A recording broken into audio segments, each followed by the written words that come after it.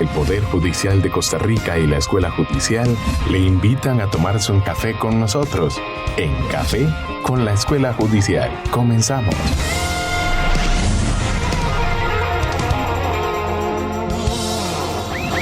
Bienvenidos y bienvenidas a esta entrega de Café con la Escuela Judicial. Mi nombre es Maribel Sein y soy persona juzgadora.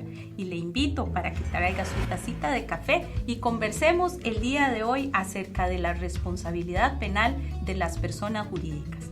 Cuando hablamos de teoría del delito, pensamos en la comisión de delitos por parte de las personas físicas, aun y cuando las personas jurídicas pueden figurar en el proceso como ofendidos. Sin embargo, a partir de junio del 2019, tenemos una ley que entra en vigencia, la 9699, que habla e impone responsabilidad penal a las personas jurídicas. Para tratar de ese tema el día de hoy, hemos invitado a Guillermo Arce Arias. Él es máster en Derecho y tiene más de 20 años de trabajar en el Poder Judicial. Se ha desempeñado en varias instancias, en la defensa pública, en capacitación, en el Tribunal de Apelación de Guanacaste y actualmente figura como juez en el Tribunal de Juicio de Heredia. Bienvenido, Guillermo, a Café con la Escuela Judicial. Muchas gracias, Maribel. Le agradezco la invitación que me hiciera la Escuela Judicial para venir a compartir un tema tan interesante y tan novedoso en la realidad jurídica costarricense como es la responsabilidad penal de las personas jurídicas. ¿Cuál es esa ley, Guillermo, que ahora nos habla de todo esto de la responsabilidad penal? Bueno, tal y como usted lo indicó, en el año 2019, la Asamblea Legislativa en Costa Rica aprueba la ley 9699, que es una ley dirigida a la sanción penal de personas jurídicas cuando estén frente a la comisión de hechos de soborno y de corrupción, es decir, en el ámbito de la función pública de los estados. ¿Y por qué responsabilidad penal de personas jurídicas, Guillermo?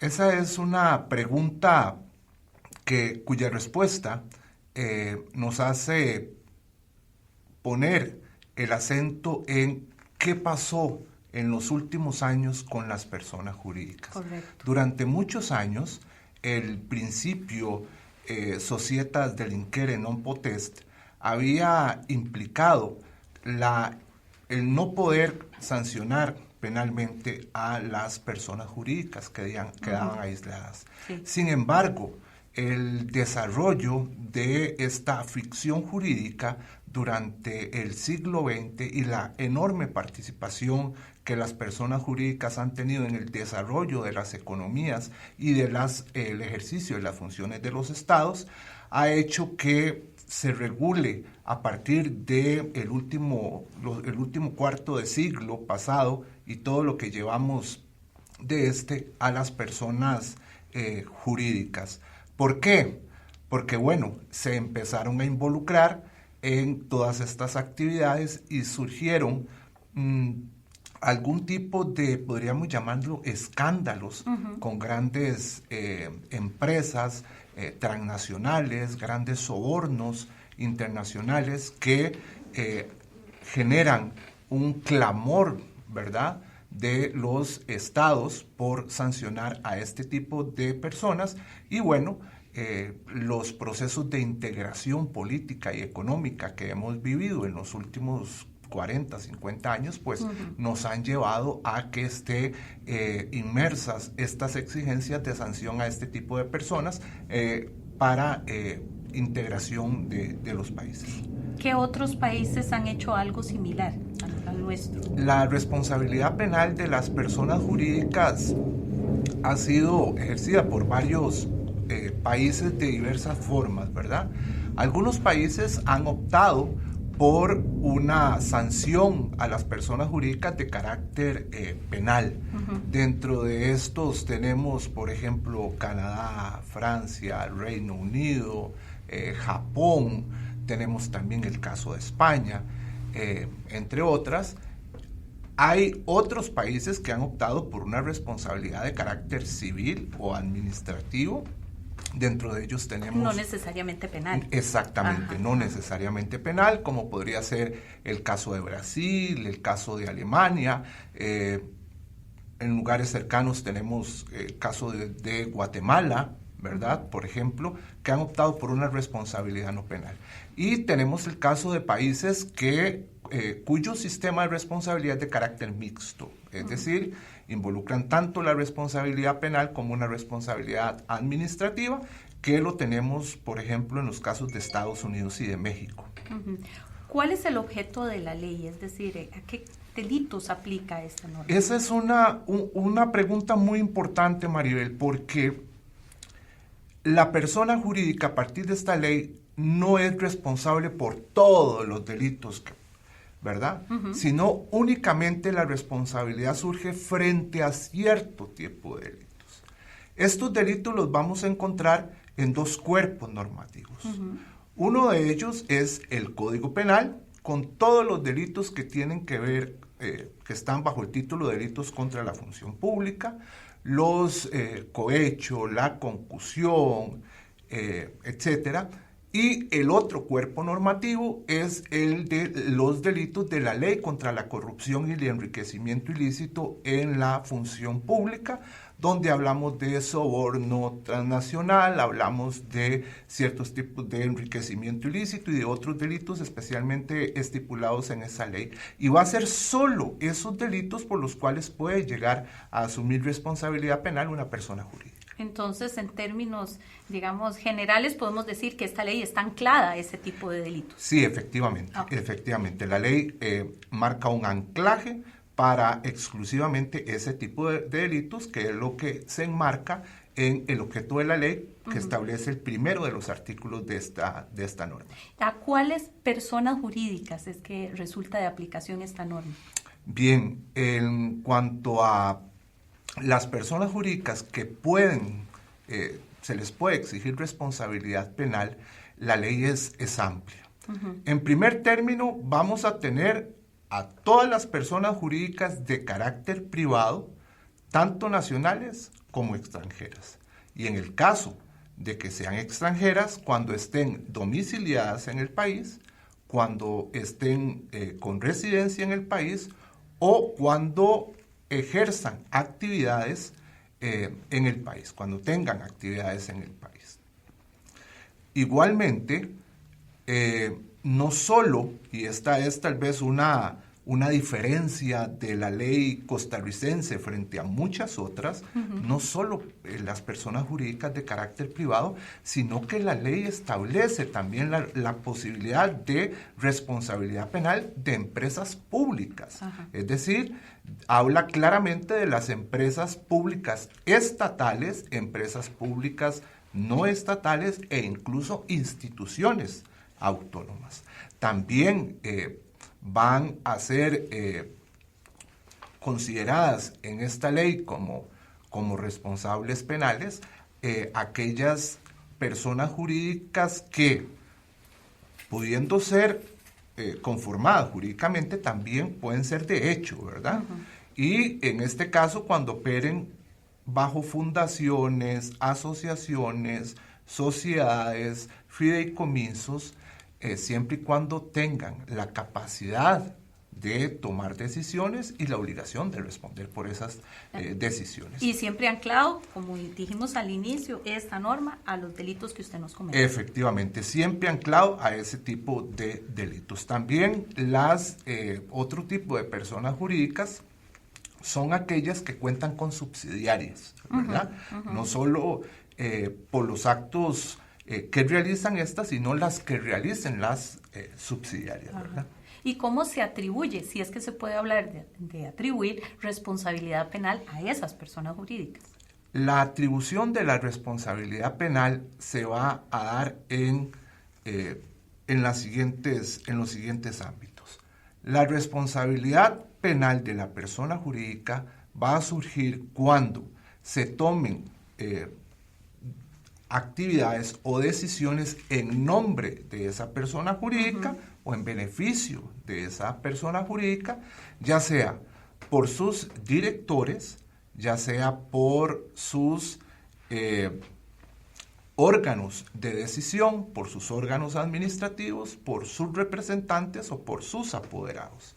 Igualmente, va a resultar responsable por aquellos actos realizados por personal de carácter subordinado a estos órganos cuando no se hayan cumplido con labores de vigilancia y de control sobre este tipo de actividades. Y finalmente, las empresas intermediarias también, cuando son contratadas o no se ha ejercido la suficiente y adecuada vigilancia sobre ellas, generan responsabilidad para la persona jurídica para la cual fueron contratadas como intermediarias. La norma habla de un modelo de organización, ¿es así? Sí, este es quizá, Maribel, uno de los puntos neurálgicos de la ley. Y para comprender qué es un modelo de organización en los términos en los que establece la ley, hay que decir algunas cosas que me parecen importantes primero. Los modelos de organización son construcciones que las empresas, las personas jurídicas realizan sobre sí mismas para regular las relaciones a lo interno de la persona jurídica y a lo externo también de la persona jurídica, con la finalidad de reducir y evitar riesgos, pero también de evitar la comisión de delitos. Nosotros en esta ley seguimos el modelo italiano.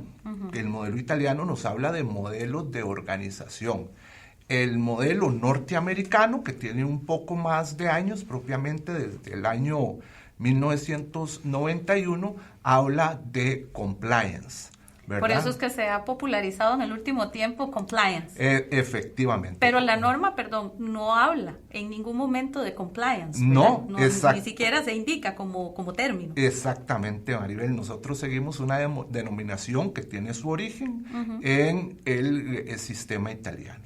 Sin embargo, en los últimos años se habla indiscriminadamente de compliance o de modelos de organización. Ahora, ¿qué es propiamente un modelo de organización? Entonces, es esa autorregulación que la persona jurídica se impone con la finalidad de reducir los riesgos. ¿Por qué surge esto? Porque lo que se busca con un modelo de organización o con un compliance es expresar la no responsabilidad o la poca responsabilidad de esa empresa, de esa persona jurídica en los actos de sus empleados y tratar de reducir las implicaciones, las consecuencias de esos actos para la empresa. Por eso es que en Estados Unidos el compliance surge de la mano no del derecho penal, sino del derecho de daños, a efectos de no responder por los daños que eran cometidos por los empleados de estas empresas. El sistema ha ido avanzando, es un sistema que ya tiene un poquito más de 30 años y hoy en día hay diversos modelos y uno de ellos es el modelo que establece nuestra ley. ¿Y quién es el encargado de ese modelo, realmente según la norma? La ley hace una visión, digamos, particular y transversal en toda la ley. Hay personas jurídicas de pequeño y mediano tamaño, hay personas jurídicas de tamaño grande, también denominadas complejas. En el caso de las personas jurídicas complejas o grandes, tiene que existir un oficial de cumplimiento. Ese oficial de cumplimiento puede ser interno o externo de la institución, de la empresa, pero tiene que tener algunas características. Por ejemplo, autonomía, tiene que contar con independencia, tiene que tener acceso a la información, de la persona jurídica y acceso a los órganos que toman decisiones. Con la finalidad no solo de diseñar un modelo de organización, sino de velar por su cumplimiento, por su modificación y ejercer los controles que le son asignados por la ley. En el caso de las personas jurídicas de tamaño pequeño o medianas, así consideradas en la ley, se permite que sea un mismo socio, un mismo apoderado, el representante o alguno de los administradores que lleven a cabo esta función. Uh-huh. Y en ese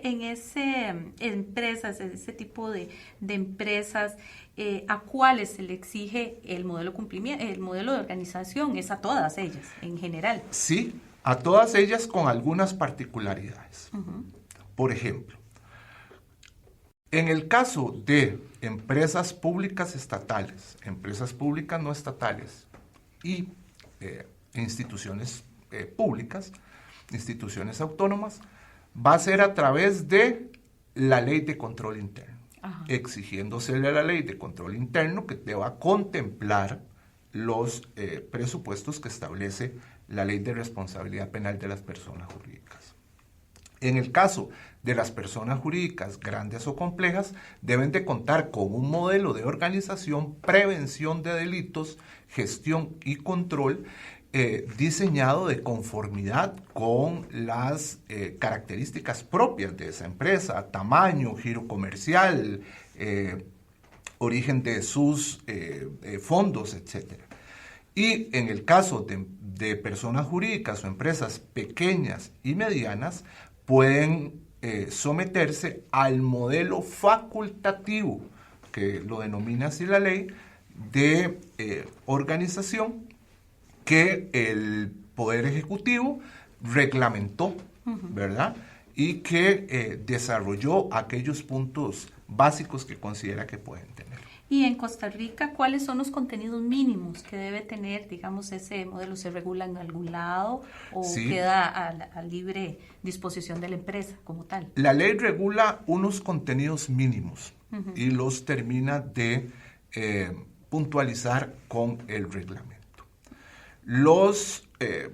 El complemento de gestión de riesgos, es decir, de poder apreciar y controlar cuáles son los riesgos que el giro de esa persona jurídica se enfrenta ante la comisión de delitos, la creación de protocolos para reducir esos riesgos, la creación de un código de ética de cumplimiento a lo interno y además que se le puede exigir a los socios comerciales o a los socios con los cuales tenga relaciones esta persona jurídica, relaciones comerciales o relaciones jurídicas.